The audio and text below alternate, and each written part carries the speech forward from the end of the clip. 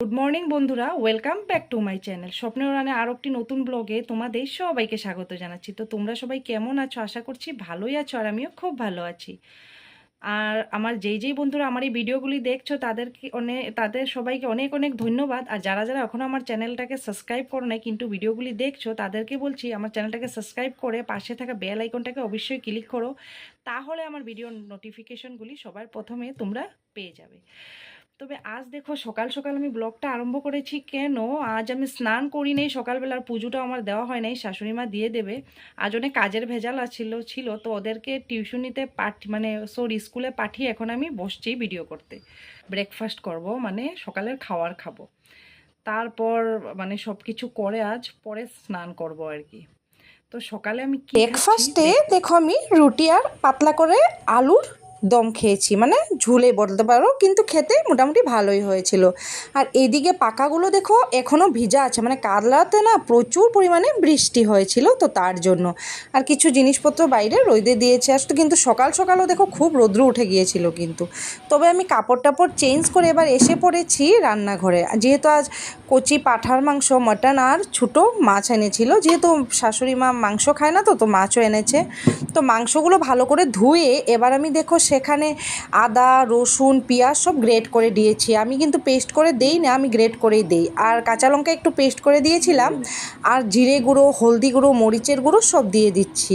যেহেতু আমরা না গোটা মশলা কিনিয়ে মিলে গুঁড়া কুটিয়ে তারপর খাই, কিনা গুঁড়োগুলো খাই না, কেন জানি না, ভালো লাগে না।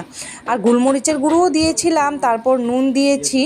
তো সেসব দিয়ে, আর যেহেতু কচি পাঁঠার মাংস, মানে পাঁঠার মাংসতে তেল তো বেশি পরিমাণেই দিতে হয়, তো কাঁচা তেল দিয়ে এবার আর তেজপাতা দিতে হবে। তো দুটো তেজপাতাকে আমি মানে মাঝখান দিয়ে ছিঁড়ে তারপর দিয়ে দিয়েছিলাম। তো দিয়ে এবার ভালো করে মেখে নেব। আর যেহেতু পাঁঠার মাংসটা মানে যে কোনো মাংসই রান্নাটা মানে মাখার উপরে, যত মাখাটা ভালো হবে তো মাংসটা খেতেও ততটাই টেস্ট হবে। তো আমি দেখো ভালো করে মেখে নিয়েছি। আর যেহেতু আমি না পাঁঠার মাংসতে আমি মানে যে ইসে আছে না, মানে কাঁচা লঙ্কাটা আমি কমেই দেই, কিছু পরিমাণে দেই, আর গোলমরিচের গুঁড়োটা দিই, আর মরিচের গুঁড়োটা একটু বেশি পরিমাণে দিই, কেন কি জানি না, আমার মানে মাংসতে মরিচের গুঁড়োটা না হলে ভালো লাগে না।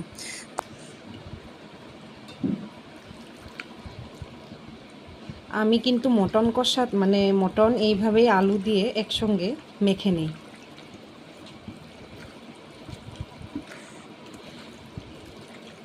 দেখবে যে আলু দিয়ে একসঙ্গে মাখার পর আমি কিভাবে বানাই। তারপর আমি কড়াইতে একটু বেশি পরিমাণে তেল দিয়ে দিলাম, দিয়ে আধা করে করে মানে পেঁয়াজগুলো ভাজছি আর কি, কেন কি ওরা না মাংসতে এইভাবে পেঁয়াজ খেতে খুব ভালোবাসে। তো ভেজে উঠিয়ে রেখে দেবো, কিন্তু মাংস নামানোর একটু আগে দিয়ে দেবো, নাহলে তো পুরো গলে যাবে। তারপরে পেঁয়াজগুলো উঠিয়ে এখানে আরও একটু তেল দিয়ে তেজপাতা দিয়ে আর পেঁয়াজ কুচি দিয়ে দিয়েছিলাম না, আর দেওয়ার সাথে সাথে পুরো ছিটকে উঠেছিল।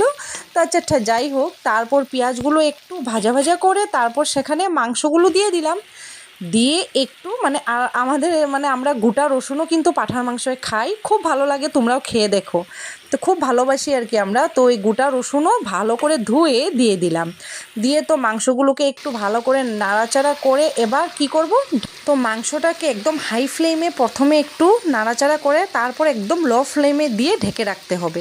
আর একটু পরপর ঢাকনিটা উঠিয়ে কিন্তু নাড়তে হবে, না হলে কিন্তু নিচে লেগে যেতে পারে। আর আমি যেহেতু পাঁঠার মাংস এইভাবেই বহুত সময় লাগে, কিছু সময় লাগে, আস্তে আস্তে লো ফ্লেমে দিয়ে কড়াইতেই সিদ্ধ করি, কেন কি ওরা প্রেশার কুকারে খেতে একদম ভালোবাসে না। আর খুব সুন্দর করে সিদ্ধ হয়ে যায়, একটু সময় লয় কিন্তু খেতে খুব ভালো লাগে, দারুণ লাগে।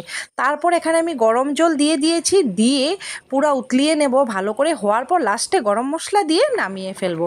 আর খেতে খুব অসাধারণ লাগে, তোমরা এইভাবে বানিয়ে দেখো। তো দেখো রেডি মাটন। তো বন্ধুরা, আমি রান্না বাড়া করে গিয়ে এখন স্নান করে এসেছি।